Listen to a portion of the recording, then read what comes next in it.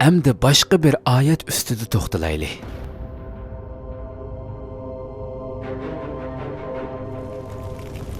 Namı əmali sol quluğu berilgen adam eytidu ki, kaşki bana namı əmalim berilmegen bolsucu.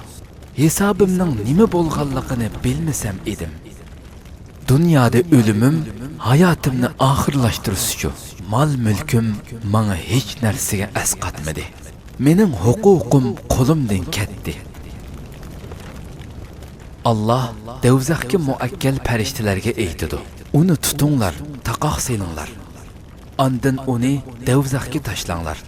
Uzunliqi 70 gaz keladigan zanjir bilan bog'langlar. U haqiqatan ulug' Allohga iymon etmagan edi. Miskinga tamoq berishni targ'ib qilmaydi.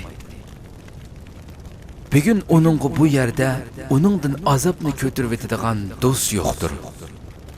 Onunğa yerinden başka tamaq yoktur. Onu faqat azgan adamlarla yeydi.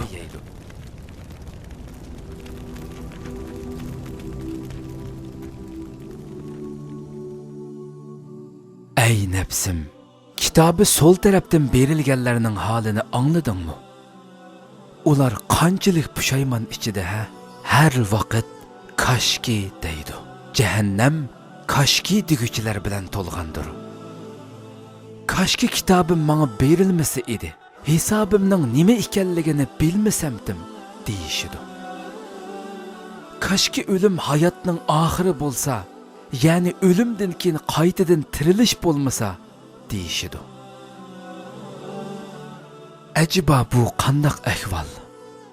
Dünyada hammadan bak nafratlangan o'lim u kun ularga eng suyumlik narsa bo'lgan bo'ladi. Uni orzu qilishidi, uni chaqirishidi. Bu qandaq bir ahvol ha?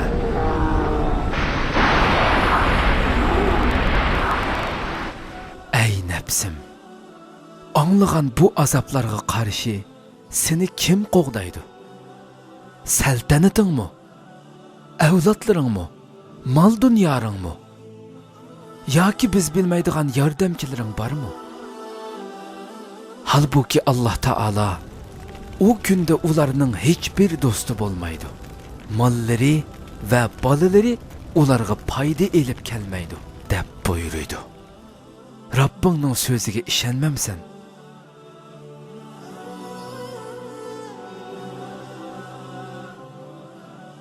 Ey nefsim, Rabbimiz farishtalariga uni tutinglar, uningga taqoq selinglar. Ondan uni devzaqqa tashlanglar.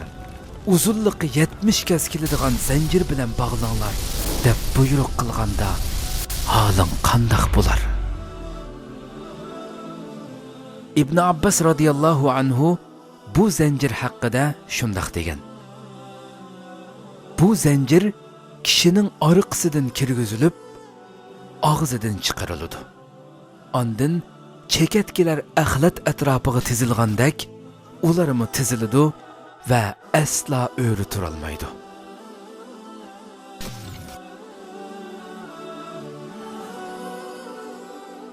Ya Rab, rahmatingning haqqi uchun bizni zanjirlarga bog'lanishdan va jahannamga tashlanishdan saqlag'in. Nafsimizni o'zimizga itoat qildirg'in. Oqibatni ko'rolmaydigan ko'r hissiyotimizning ko'zini och. Bizlar sening gunohkor bandalaringmiz. Bizlarni afu qil va mag'firat ayligin. Amin.